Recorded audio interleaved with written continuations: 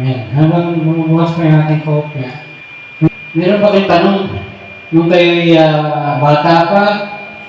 Ako kasi nung may tanong ako no, sabi ko, may tanong ako, sabi ko, tanong ko, may tanong ako ng malit ako, sabi ko, bakit kaya pag may sakit, hindi pinagagaling ng Diyos? Pangalawang tanong ko, habang wala ako, sabi ko, bakit kaya yung mga tao na mamamatay na, kahit anong sigaw nila na, Lord, buhayin mo ko. O kaya, Lord, pagpuntahin mo ako sa langit. Hindi sila gumaling. Baka sabi ko, ba't hindi binibigay ng Diyos yung hinihingi nila? Kasi nakita natin sa mga storya, sa mga pelikula. Bakit ganyan ang pelikula na yan? Bakit hindi binigay ng Diyos? Ay Diyos yun. Bakit? Pag may sakit siya, yung nag-compose ng Kristiyano yun, hindi pa ako tao, church na yan. Nasa bandang loto na yan. Sa top, hindi pa ako tao. 1950, church na yan. Nagkaroon ng church doon dahil mga kababalagan, mga gumagaling. Doon, tagaroon nyo nag-compose na ang Diyos ay Diyos na himala. Hanggang namatay yun sa cancer, kanta-kanta yun ang kanta ng compose na, ang Diyos ay Diyos na himala. Hindi siya nagaling. Doon na siya namatay. So yun yung mga tanong ko sa akin. Bakit Diyos, kinumpose ang ganda na, kahit ang gano'n, may nakanta pa yun. Pero ba't hindi pinagaling ng Diyos? May cancer siya. Bakit hindi siya pinagaling ng Diyos? No? So yun, isang malaking tanong sa akin. Sa pangalawa, sa mga pelikula, sa mga storya na sabi na, Lord, dalhin mo ako sa langit, tapos hindi nakarating sa langit. Mga gano'n, no? Sabi ko, Diyos yun, bakit? Diyos yun, bakit hindi niya dinala sa langit? So yun, gano'n. So ngayon, sa mga ganitong panahon, nalalaman ko bakit. Kaya pala yung mga request na ganyan, hindi binibigay ng Diyos kasi may dahilan pala yan. Amen. Bakit hindi lahat ng panalangin natin hindi binibigay ng Diyos? Ayan, sinabi sa Santiago siguro nakalagay, sinabi rin na kung meron kayong kahilingan, mag-pray kayo, idalangin nyo sa Diyos. At hindi yun ibibigay kasi gagamitin nyo sa sarili nyo layaw sa inyong kita. Ibig sabihin, kasi alam nyo mga kapatid, si Ana ay nanalangin, sabi niya, wala siyang anak, baog siya. Sabi niya, Panginoon, bigyan mo lang ako ng anak. Siya'y maglilingkod sa'yo habang buhay. Ang problema lang niya, anak, magkaroon siya ng anak kasi bakit? Nung panahon na yun, pag wala kang anak, panahon ni Ana, sa mga Hudyo, pag ang babae walang anak, kahihiyan. Siya parang sinumpa. So pinagtatawanan siya sa Israel, na makapitbahay niya, ng bansa niya, may katawanan siya. Ayan, si Ana, wala anak yun. Kaya sinumpa yan, galitan Diyos sa kanya. Ganyan. Kasi ang Israel, bansa ng kababalaghan niya. Puro kababalaghan niya. Kaya sabi niya, kailangan masolve yung problema ko, magkaroon ako ng anak. Hindi niya problema kung yung anak na yun, kasama niya. Yun ang bubuhay sa kanya, hanggang tumanda siya, hindi niya ng problema. Ang problema na magkaroon siya ng anak, mawala yung kanyang kahihiyan. Amen? Yung kahihiyan na ngayon. Ano ba yung kahihiyan niya ngayon? Kasi pag wala kang anak, sa panahon niya, ito ay parang sinumpa ka ng Diyos. O wala kang Diyos. Yan. Pag humingi tayo pala, dapat magbalik tayo sa Diyos. Amen? Nasabi ni Santiago, kaya hindi dinidinig panalangin nyo, sinarili nyo. Nilagay nyo sa inyong sariling pita. Di ba? Si Ana, hindi niya kailangan na anak na tataguin sa kanya hanggang tumanda siya. Ibibigay niyo sa templo si Samuel. Amen? Panginoon, bigyan mo lang ako anak. Buong buhay niya, sa'yo siya maglilingkod. Sa templo siya. Anong ginawa ng Diyos? Binigay. No? Pag ang hiningi mo, sinarili mo, sinulo mo, sabi ni Santiago, hindi ibibigay. Kasi sa sarili mong pita, sinulo mo. Walang kinalaman ng templo, walang kinalaman ng Diyos, sinulo mo. Amen? Alam niyo, ang templo ng Diyos, pinipinturahan ng ginto, ginagastusan. Na, ang templo ba natin, ang gawain ba natin, pininturahan ba natin? Minsan wala ng pintura, minsan kulang ng pintura. Pero yung templo doon, ginto yung pinampintura, hindi lang basta pintura lang. Ginto pa yung pinampintura. Magkaroon ka ng konting ilaw dyan, konting kandila, konting lampara lang, napakaliwanag, parang salamin. Ang liwa-liwanag. Nanggaling ko sa Caloocan. Dalawang maliliit na may hinang puting ilaw. Ang haba-haba ng bahay, kulay puti ang pintura, kulay puti yan. Napakaliwanag. Sabi ko, yung pa rin nagagawa ng pinturang puti. Pati kisame puti. Konting ilaw lang, ang liwa-liwanag, hindi madilim. Sabi ko, bakit? Sabi ko sa kanya, paano nangyari yun? Na sobrang liwanag ng bahay. Pintura puti. Yung pala pag ang pintura mo puti, naapektuhan ng liwanag yung puti na kulay. Amen? Hindi na kailangan ang laki ng bahay nila kailangan sobrang laki ng daming ilaw. So, nakatipid sila. So, yan. Ang haba ng bahay. Siguro ang haba, dalawa nito. Ganito kahaba, dalawang ganito kahaba. Ganito rin kapayan. O, dalawang ganyan haba. Napakaliwanag. Puti lang yung pintura niya. Sarado yan. Walang ganito. Walang pinta-pintaan ng ganyan. Sarado yan. Puro pintura puti. Amen? No? Pag humingi tayo sa Diyos, nagbabalik ka sa Diyos, bibigay ng Diyos yung hinihingi mo. Pero pag sinolo mo, sa sarili ko itong pita, sarili ko itong last, susuluhin ko lang ito, hindi bibigay. Sabi nga, hindi ka dinigin ng Diyos. If you consume it upon your last, pagka sa pita mo lang, sa sarili mo lang yan, ibibigay ng Diyos yan. Wala ang Diyos, wala ang templo, wala ang gawain, wala ang ibibigay ng Diyos. No? At si Samuel, ang pinakahuling judge. Ang unang judge, si Joshua. Amen? Si Samuel yung pinakahuli. Si Samuel ay propeta. Ang susunod na kay Samuel, mga hari na. Amen, mga hari na. Nalinya kay Samuel sila Samson, Gideon, yan yung mga judge. Ngayon, ang susunod na mga hari na mamumuno. Amen? So, napakadakila ng pwesto ni Samuel na hiniling ni Ana na, Lord, bigyan mo na ako na maglilingkod siya sa templo, maglilingkod siya sa'yo. No? Kaya, napakasarap, lahat ng panalangin natin, binibigay ng Diyos. Meron nga nag-pray Sabi niya, bigyan mo na ako $1 million. Ibibigay ko sa gawain, sa evangelism kay Bauki. Binigay. Tapos nag-pray ulit siya. Lord, bigyan mo ulit ako ng $1 million. Ibibigay ko ulit kay Bauki. Diba? Binibigay ng Diyos kasi sa gawain akin eh. Di ba?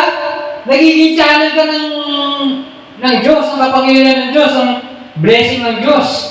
Hindi mo, yung 1 million, hindi mo binawasan. Meron ako. Lord, bibigyan mo ako dyan. 1 million dumaan lang sa kamay niya. Bongki. Nag-pray ako. One year ko pinag-pray. Taon-taon ka nagkukursig. Taon-taon. Sa 1 year ko ito pinag-pray, Lord, bigyan mo lang ako $1 million. Yun ay halaga ng 50 million pesos. Sa pesos, 50 million pesos. 50 ang kotse. Ibibigay ko sa gawa ni Bongki sa kanyang crusade sa Africa. Binigay. Pero taon-taon, meron ka $1 million, 50 million pesos, 50 kotse taon-taon. Ibibigay mo lang sa gawain ni Bongki. Amen?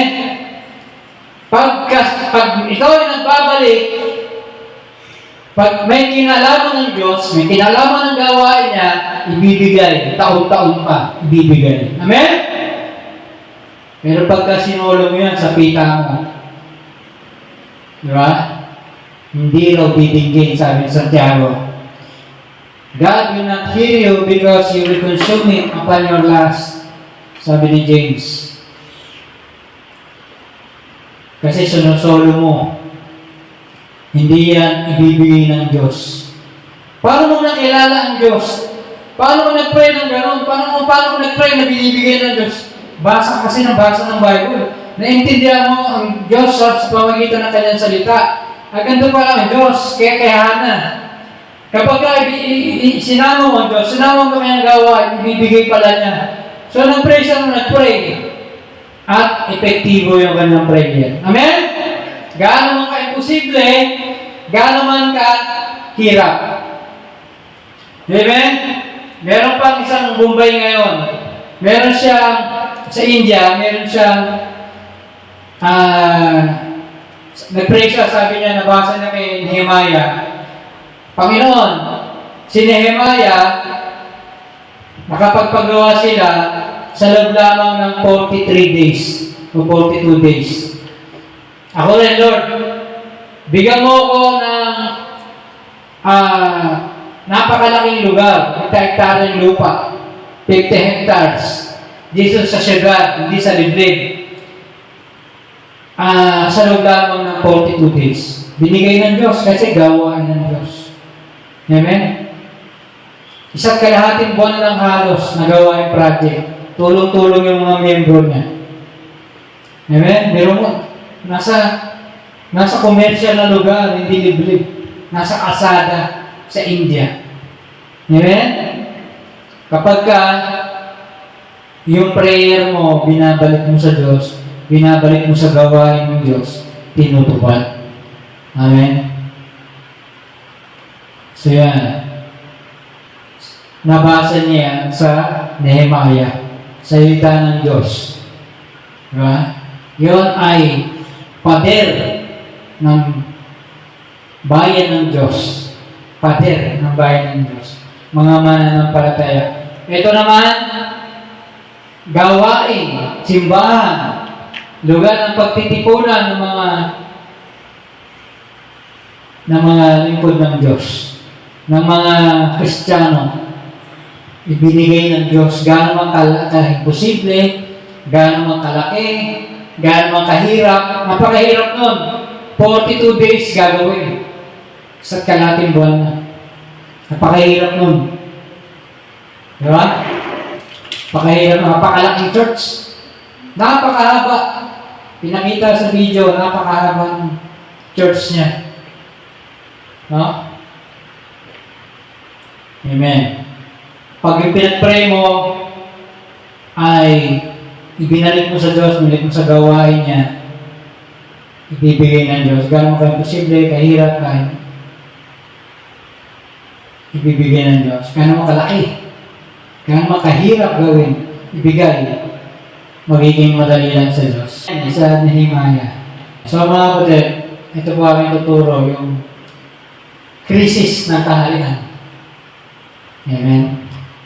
Ano yung mga kapatid? Baliktad sa Diyos. No?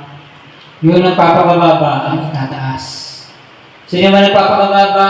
Sila yung mga nagtatanim. No? Sila yung mga naglilingkod. Kagaya ni Joseph the Dreamer. Ang pinakita sa kanya ng Diyos, Joseph the Dreamer, Joseph, ito yung aanihin mo. Magiging dakila ka sa buong mundo, magiging prime minister, magiging dakila ka sa buong mundo, lahat lulod sa'yo. Lahat gagalang ka. So nagtanim siya. Meron siyang aanihin, meron siyang itatanim muna bago niya maranasan. Amen? So kailangan siya ay magtanim, siya ay malaglag na gaya ng buto, nagsusulo. So siya ay pinersecute, siya ay nilagay sa hukay, siya ay binenta ng alipin, siya ay nabuhay na bilang alipin na bilingkod. Inakusahan, nakulong. Natagalan siya sa kulungan, kaya nainip siya, sabi na, pakawalan niyo ako rito, inosente ako, wala akong kasalanan. Hindi ako alipin, ba't ba ako naging alipin ngayon?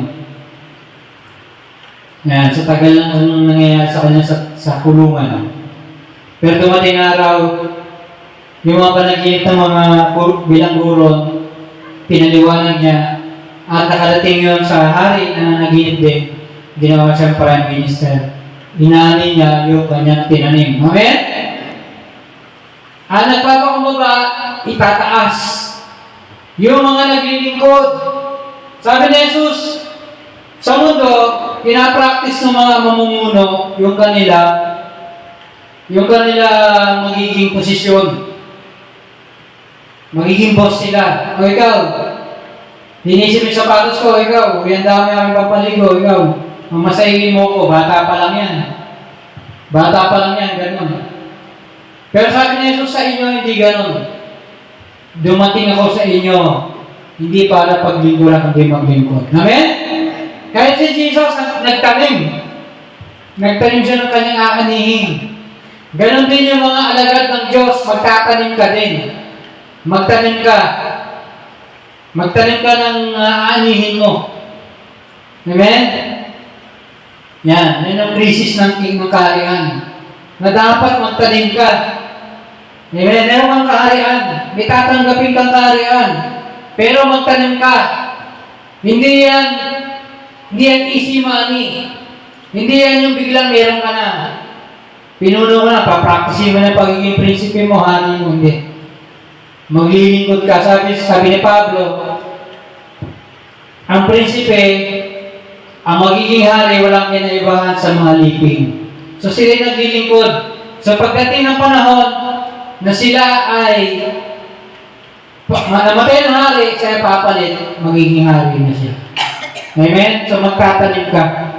Yung tinatanim mo para sa kaharian mo. Sa araw, hari ka na. Si Jesus, alipin siya, pero siya ay hari. O wala siyang kinaibahan sa alipin, pero siya ay hari. So tayo dito, ang gagawin ng mga kalaban, tatakutin tayo ng diablo. Gaya sa Egypt, kagaya sa China, ngayon, tatakutin niya, hindi lahat papatayin, hindi lahat pahirapan, hindi lahat ng Kristyano, tatakutin, hindi lahat ng Kristyano pahirapan lahat, hindi. Hindi gano'n. So kukuha na sila ng pahirapan, tapos ipapakita lang isang piraso na yun sa mga tao na magbibigay ng takot sa mga Kristyano para mangyari na yun, huwag ka na kayo maglingkod sa Diyos. Makinig na lang kayo sa gobyerno na nagsasabing walang Diyos. Makinig na lang kayo na ganitong klase ng gobyerno natin. Ang gobyerno ang inyong susundin niya ang Diyos. Yan. Kasi bakit? Kasi doon sila ay sinasaktan. Sila ay binubuhusan ng kumukulong tubig. Amen? Nung pinanood ko yung video na yun, isinagula pa lang yun, ginawa pa lang ng pelikula. Hindi ko na tinapos. Sa sobrang hirap ng pinanas ng taong binubuhusan ng tubig. Kristiyano. Amen? So mga kapatid, ganyan, bibigyan ka lang ng takot.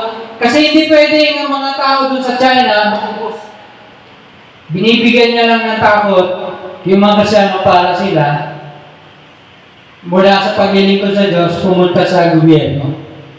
Amen? Ginagala naman natin yung gobyerno, pero hanggang doon lang yun. Pagdating sa Diyos, ito ang Diyos namin. Hindi gobyerno ang Diyos namin. May gobyerno, pero gobyerno lang siya. Hindi kailanman magiging Diyos ang gobyerno. So, gano'n. Bibigyan ka lang niya ng takot. Yun yung krisis ng karingan. Ikaw ba ay tatanggapin mo ba yung takot na yun? No? Ang panahon ni Jesus, ang malagad ni Jesus, handa silang mamatay para kay Jesus. Ang 200 years lang, narinig nila ang pangalang Jesus sa buong mundo. Naging pinbayaan na, pinayagan na ang Bible, ang salita ng Diyos sa mga ngaral sa loob ng 200 taon. Amen? Hindi sila hindi sila pasindak, hindi sila natakot, handa silang mamatay para kay Jesus. Handa silang mamatay para kay Jesus.